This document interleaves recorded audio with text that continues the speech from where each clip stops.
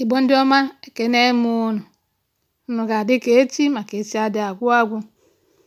Ihe onyonyo nke taa anyị ga-efolo na angụl oyibo maka enwere ndị na-esonye anyị na-abụghị ndị Igbo. Ọ na-amasị ka ha na-aghọtatụkwa a lot of what we are saying.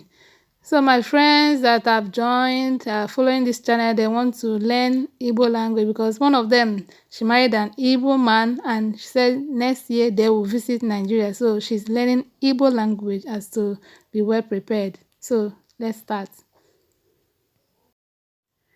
Head, head, isi, isi. Hair, ntutu, hair, ntutu isi, ntutu isi.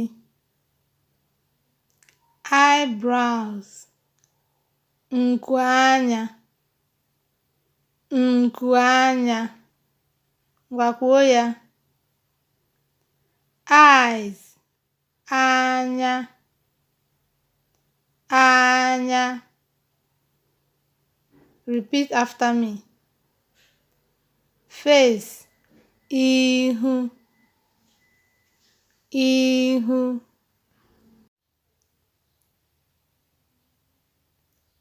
Neck, olu, olu. Repeat it. Olu. Ear, ntị, ear, ntị.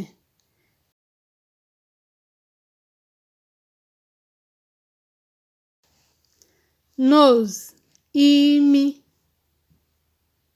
imi. Nose. Mouth, ọnụ, ọnụ. The key to this is that you repeat it, you repeat, say it and repeat it. Teeth, eze, eze.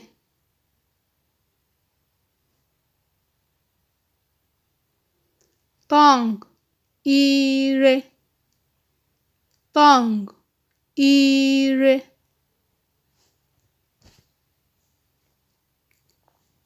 Lips, egbugbere ọnụ, egbugbere ọnụ. Hand, aka, aka.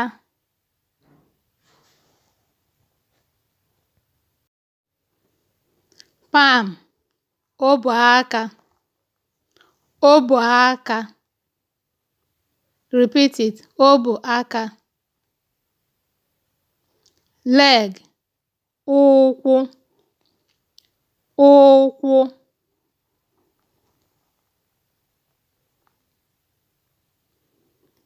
Nail, ikpere,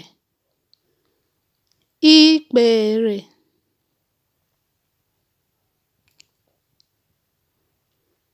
Heel, ọba ụkwụ, ọba ụkwụ.